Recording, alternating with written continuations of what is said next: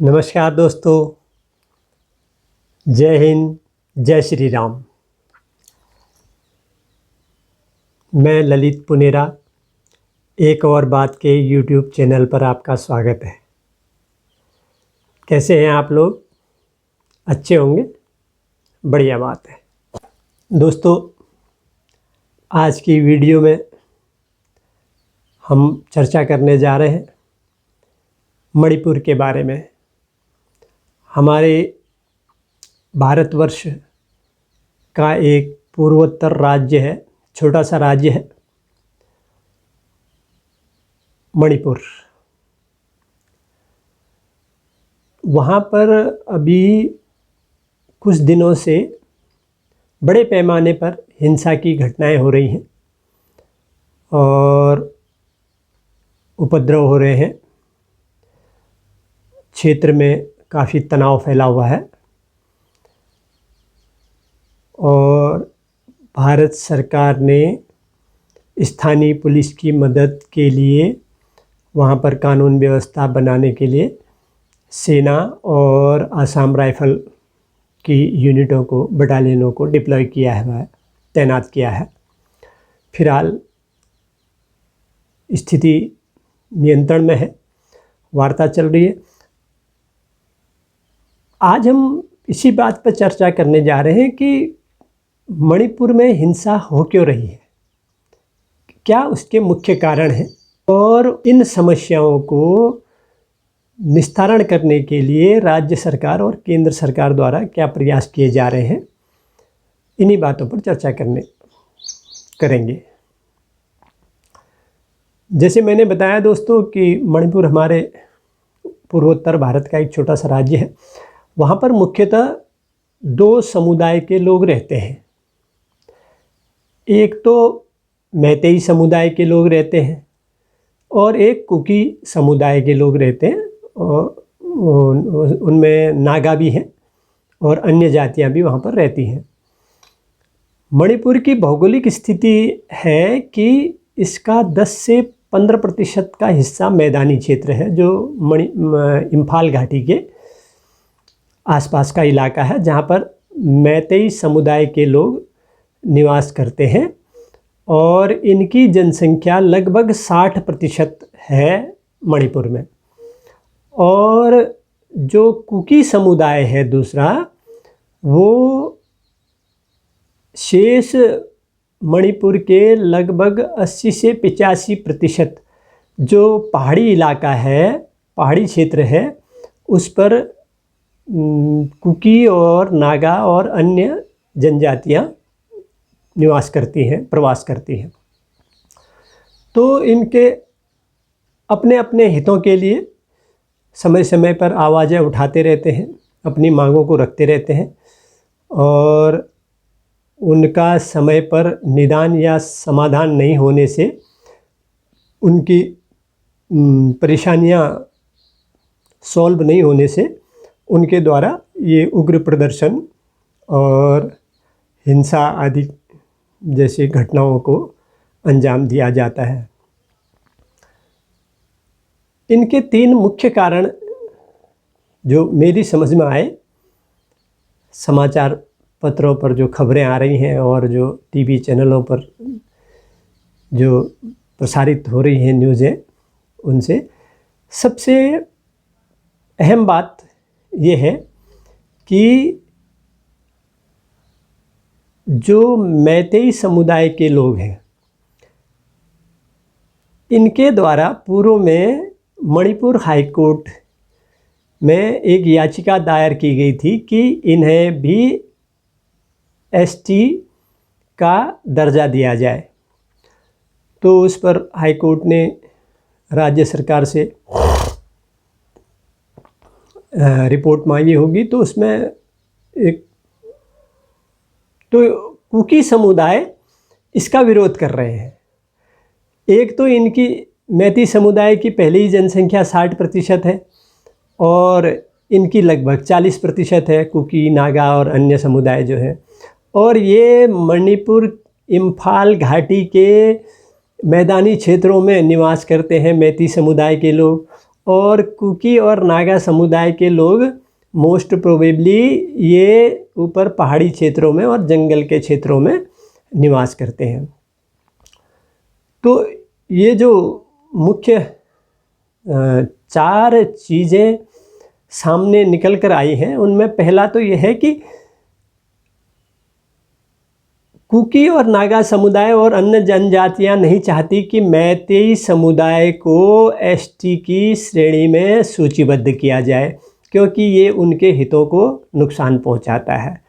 वो नागा और कुकी समुदाय, अन्य जनजातियां जो पहाड़ी इलाकों में रहती हैं, पहाड़ी क्षेत्रों में निवासरत हैं, तो वो पहले से ही शेड्यूल्ड ट्राइब्स में है।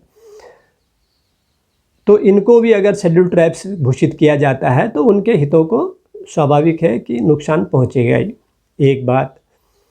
दूसरी चीज़ ये है कि जनसंख्या में मैतेई समुदाय अधिक होने के साथ साथ राजनीति में इनका दबदबा ज़्यादा है। मणिपुर की राजनीति में इनके ज़्यादा प्रतिनिधित्व है, तो उससे भी कुकी और नागा जो समुदाय हैं या अन्य जनजातियां हैं, उनमें थोड़ा तनाव है। तीसरी चीज़, मैतेई समुदाय का ये कहना है कि पिछले कुछ समय में इम्फाल और आसपास के मैदानी क्षेत्रों में बाहरी घुसपैठियों ने आकर के वहाँ रहना शुरू कर दिया, अवैध तरीके से रह रहे हैं और अतिक्रमण करके, और जिनसे मैतेई समुदाय का हित प्रभावित हो रहा है। जो सुविधाएं, जो संसाधन मैतेई समुदाय को मिलना चाहिए था, जो नीचे रह रहे हैं इम्फाल घाटी और उसके आसपास के मैदानी क्षेत्रों में, तो उसमें बांग्लादेश और म्यांमार से आए हुए अवैध घुसपैठियों की आमद तेज़ी से हो रही है और उन लोगों ने वहाँ पर कब्जा करके रहना शुरू कर दिया है। और नागा और कुकी समुदाय और अन्य जनजातियों की एक मांग यह भी रही है कि पहाड़ी क्षेत्रों में बाहरी लोगों की ज़मीन खरीद फरोख्त की जो कार्रवाई है, उससे उन्हें नुकसान हो रहा है। मतलब उनका कहने का ये है कि पहाड़ी क्षेत्रों में मणिपुर के जो 80 से 85% का जो पहाड़ी इलाका है, उसमें खरीद फरोख्त को बंद करने के लिए, ज़मीन की खरीद फरोख्त को बंद करने के लिए कोई नियम कानून बनाया जाए और उस पर प्रतिबंध लगाया जाए। और कुकी और नागा समुदाय इसलिए भी नाराज़ हैं कि सरकार ने वहाँ पर लैंड सर्वे करवाया है या करवाने का निर्णय लिया है। तो और आरक्षित वन क्षेत्रों में जो ये आदिवासी रहते हैं, ट्राइबल्स रहते हैं, नागा, कुकी और अन्य जनजातियाँ, तो इनको उन जंगलों से बेदखल किया जा रहा है। ये भी इनकी नाराज़गी का एक कारण है। अब ये तो 2 समुदायों के बीच की है, तो होता ही है, मैदानी और पहाड़ी इलाकों के बीच में थोड़ा सा तनाव की स्थिति है वहाँ पर, लेकिन वो बहुत बड़ी चीज़ नहीं है। वो उसको तो मध्यस्थता करके केंद्र सरकार की तरफ से पहल की जा रही है। राज्य सरकार स्थिति पर नज़र रखे हुए है और दोनों समुदायों से, सभी के प्रतिनिधियों से बातचीत करके मामला सुलझ जाएगा। लेकिन प्रश्न ये उठता है कि ये चीज़ें बार बार क्यों होती हैं? एक बार में उनका निदान कर दिया जाए और अच्छे ठोस प्रयास किए जाएं और मजबूत कानून बना दिए जाएं और सभी उसका पालन करें। एक उदाहरण देता हूं आप लोगों को कि 4 प्रकार के लोग होते हैं पहले प्रकार के तो वो होते हैं, वो जैसे अखबारों में पढ़ कर के या कानों से सुन कर के कि फ़लाँ घर में चोरी हुई है या फ़लाँ मोहल्ले में चोरी हुई है, तो वो अपने यहाँ प्रिवेंटिव प्रिकॉशन ले लेते हैं कि जैसे यार घर को खाली नहीं छोड़ना है, और घर को अगर छोड़कर कहीं जाएं तो उसकी चौकीदारी के लिए किसी को रखना चाहिए या नज़दीकी पुलिस स्टेशन में उसकी सूचना देनी चाहिए ताकि चोरी चकारी की घटनाएं न हो। एक तो ये होते हैं। सबसे पहले किस्म के लोग जो होते हैं वो ये हैं कि सुन करके और अखबारों में न्यूज़ और टीवी पे न्यूज़ें देख करके वो अपने घरों में सुधार कर लेते हैं, प्रिवेंटिव प्रिकॉशन ले लेते हैं कि यार मोहल्ले में फ़लाँ जगह चोरी हुई है या फ़लाँ घर में नकब्ज़नी हुई है, तो अपने घर को हम सुरक्षित करने के लिए और इन घटनाओं पर रोक लगाने के लिए अगर हम घर को छोड़ के जा रहे हैं तो उसकी चौकीदारी के लिए किसी को नियुक्त करके जाएं और या नज़दीकी पुलिस स्टेशन में सूचनाएं दें। तो इस तरह से प्रिकॉशन लेते हैं।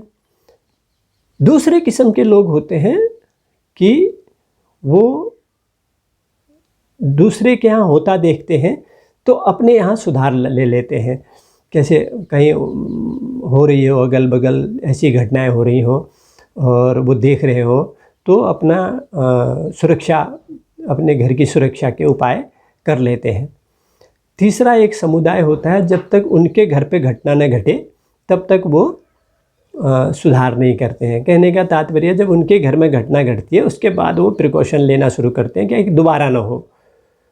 एक चौथी प्रजाति और है, एक बार उनके घर में घटना घट भी गई तो वो इसको हल्के में ले लेते हैं, हमेशा थोड़ी होगा या रोज़ रोज़ थोड़ी होगी ये घटना। वो फिर भी कोई प्रिवेंटिव, कोई प्रिकॉशन, कोई सुरक्षा के उपायों पर ध्यान नहीं देते हैं।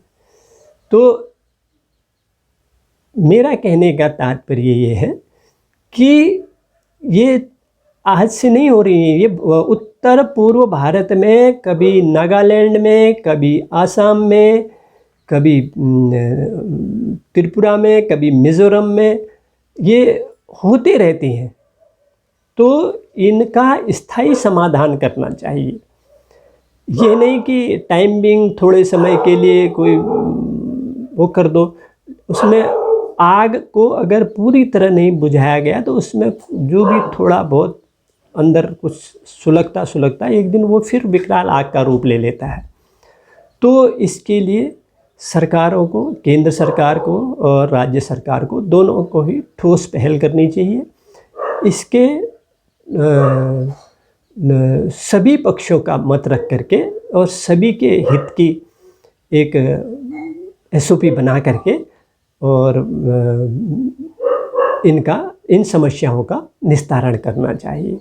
ये बार बार आगजनी हो रही है, हिंसा हो रही है, उस समय देश को तो नुकसान है ही, जनता का नुकसान भी है। इतनी जानें जा रही हैं और इतना अतिरिक्त पुलिस बल और आर्मी को डिप्लॉय करना पड़ रहा है, ये भी खर्चे सरकार को वहन करने पड़ते हैं। इसलिए क्यों न ऐसी पहल की जाए कि ऐसी दोबारा नौबत ही न आए, आग को पूरी तरह से शमन कर दिया जाए। जितनी समस्याएं हैं उनका निदान सभी वहाँ के आमजन का विश्वास में लेकर के आमजन को और वहाँ के जनप्रतिनिधियों को, वहाँ के समुदाय के प्रतिनिधियों को एक टेबल पर बिठा करके, एक मंच पे बिठा करके उनकी समस्याओं को गंभीरता से सुन करके और उनका अच्छा निदान करने के प्रयास करने चाहिए। और उससे होगा ये कि बार बार ये घटनाएं नहीं घटेंगी और जहाँ प्रगति और विकास होना है तो वहाँ पर हम लॉ एंड ऑर्डर कंट्रोल करने में लग जाते हैं, तो इससे विकास भी बाधित होता है, आम जनों का जनजीवन प्रभावित होता है, लोगों को पलायन करना पड़ रहा है, अपना घर बार, बच्चों की शिक्षा, स्वास्थ्य, ये सब परेशानियां हो रही हैं। तो सरकारों को संज्ञान लेकर के और बड़ी प्रभावी तरीके से और दृढ़ इच्छा शक्ति के साथ में इन समस्याओं का समाधान करने के प्रयास करने चाहिए। आज की वीडियो में दोस्तों इतना ही। अगले अंक में मिलेंगे एक और बात के साथ। तब तक के लिए नमस्कार, जय हिंद, जय श्री राम। दोस्तों वीडियो को देखिए, लाइक कीजिए, शेयर कीजिए, कमेंट्स कीजिए और चैनल को सब्सक्राइब ज़रूर कीजिए। नमस्कार।